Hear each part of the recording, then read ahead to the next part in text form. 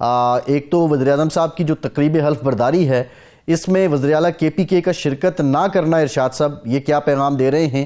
اور دوسرا جو مخصوص نشستوں کا معاملہ ہے اس پر جو فیصلہ آیا ہے، آپ کیا سمجھتے ہیں کہ یہ پکچر اب کیسے انفولڈ ہوگی؟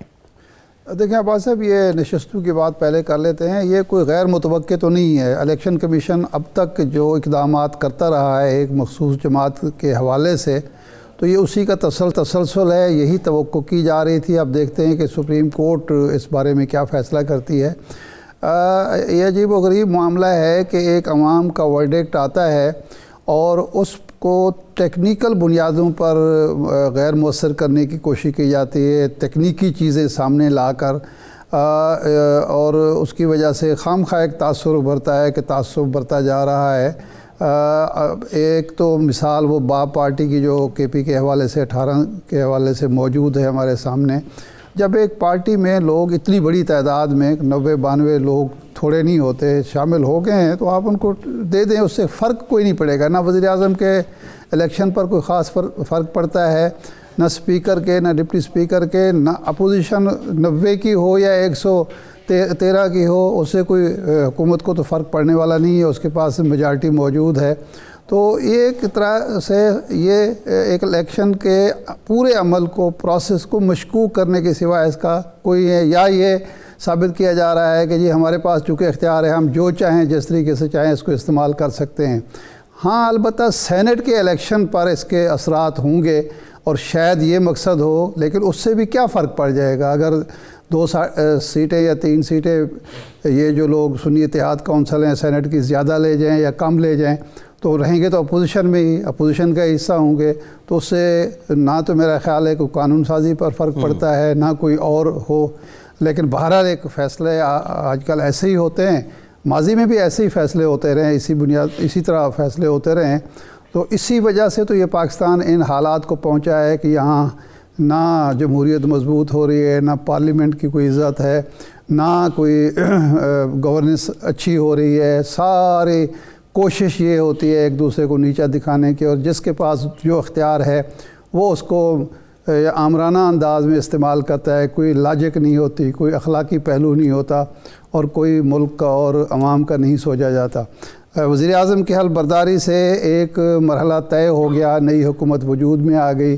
اب ہمیں دیکھنا یہ ہوگا، آگے کی طرف دیکھنا ہوگا کہ جناب وزیر اعظم صاحب جو ہیں وہ دوسری دفعہ وزیر اعظم بننے کے بعد یعنی شریف خاندان کو یہ بہرحال آپ داد بھی دیں گے اور اعزاز بھی حاصل ہے کہ ایک بھائی 3 دفعہ وزیر اعظم بنا، دوسرا بھائی دوسری دفعہ وزیر اعظم بن رہا ہے، یہ ایک منفرد بات ہے۔ تو اب دیکھنا یہ ہے کہ 16 ماہ میں جو وہ نہیں کر سکے، اور بہت ساری چیزیں ان کے اپنے جو اتحادی تھے، جو حلیف تھے، انہوں نے بھی کہا، ناکامی کی نشاندہی کی، اب کس طریقے سے ماضی سے سبق سیکھتے ہوئے بہتر کارکردگی کا مظاہرہ کرتے ہیں، خاص طور پر گورننس کے حوالے سے اور عوام دوست اقدامات کے ذریعے۔ ارشاد صاحب، یہ جو مفاہمت کی بات ہو رہی ہے، بلاول صاحب نے بات کی ہے، اور پیپلز پارٹی اس کو ایک پیشگی شرط عائد کر رہی ہے۔ آپ سمجھتے ہیں کہ اگر مفاہمت شروع ہوگی تو اس میں شرائط مان لی جائیں گی؟ اگر پیشگی شرائط کی طرف جائیں گے تو پھر تو یہ عمل پہلے سے ہی شاید اس کا آغاز ہی نہ ہو سکے۔ نہیں، دیکھیں، جب بھی اعتماد سازی بہت بڑی خلیج حائل ہے حکومت اور اپوزیشن کے درمیان، بہت ساری بدمزگی ہے، تو جب مذاکرات ہونے ہیں تو اس پہ کوئی نہ کوئی اعتماد سازی کا بھی اقدام حکومت کی طرف سے ہونا چاہیے نا۔ حکومت اپنی ڈگر پر قائم رہے، اپوزیشن جا کے بیٹھ جائے اور مذاکرات ناکام ہو جائیں تو سارا ملبہ اپوزیشن پر پڑے گا نا۔ اس کو حاصل کیا ہوگا ان مذاکرات کا؟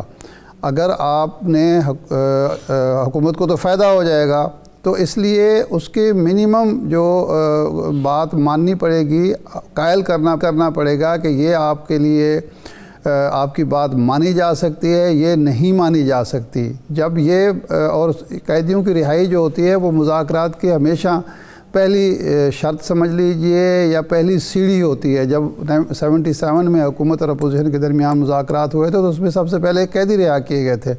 تو اس لیے یہ چیز تو ایسی نہیں ہے جو حکومت نہ کر سکے۔ کسی سیاسی اور جمہوری حکومت کے دور میں قیدیوں کا ہونا، سیاسی قیدیوں کا ہونا، یا صحافی قیدیوں کا ہونا کوئی اچھا سرٹیفکیٹ نہیں ہوتا یا اچھا شگون نہیں ہوتا یا اس کے لیے کوئی ایسی قابل فخر بات نہیں ہوتی. یہ تو حکومت کو خود فیصلہ کرنا چاہیے.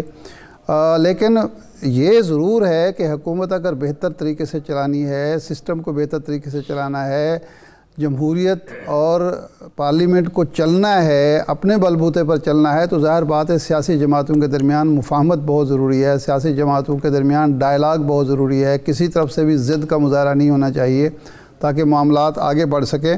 جو کل کی تقریر میں میاں شہباز شریف صاحب سے جو مسٹیک ہوئی, میں تو یہی کہوں گا, پھر وہ گزاشت کا غلطی کا لفظ میں استعمال نہیں کرتا, پھر گزاشت یہ ہوئی کہ انہیں دنیا جہان کے مسائل کا ذکر کیا. یہ بھی پاکستان کو یہ بھی مسئلہ ہے, یہ مسئلہ ہے.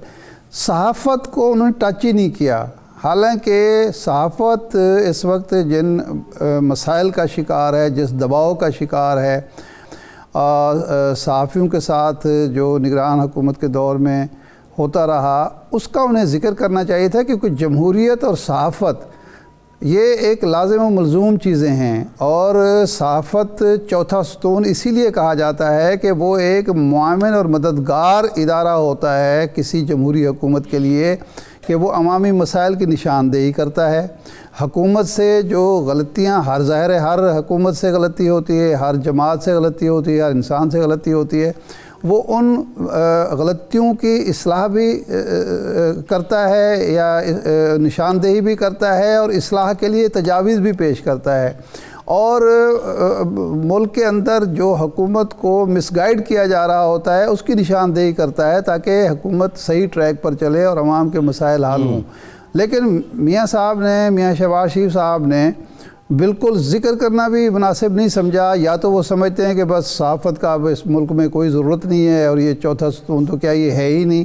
اگر ہیں, اور پھر جو ان کے تقریر نویس ہیں, پتہ نہیں انہوں نے جان بوجھ کر ایسا کیا ہے یا ان کو یہ ذہن میں بھی نہیں آیا کہ پاکستان میں کوئی میڈیا بھی ہے, کوئی صحافی بھی ہیں, اور کوئی اس دور میں 21ویں صدی میں. ارشاد صاحب بطور پریزیڈنٹ آپ کا کیا مطالبہ ہے وزیر اعظم پاکستان سے؟ وزیر اعظم صاحب سے میں تو یہی مطالبہ کروں گا کہ ایک تو میڈیا کے حوالے سے وہ فوری طور پر توجہ کرے, اور میڈیا جس دباؤ کا شکار ہے اس دباؤ سے نکالیں, یہ اس کے لیے بہتر ہے. میڈیا ان کا دست و بازو بن سکتا ہے. اور دوسرا جو صحافی گرفتار ہیں ان کو رہا کریں, یہ ان کے لیے نیک نامی ہوگی.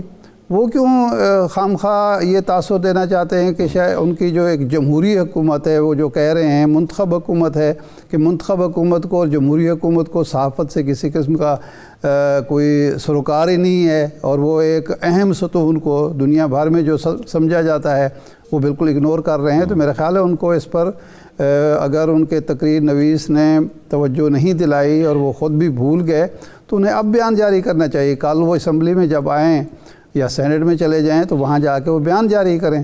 یہ ان کی عزت میں بھی اضافہ ہوگا, اور ان کے لیے باعث ان کی حکومت کے لیے باعث تقویت بات ہوگی.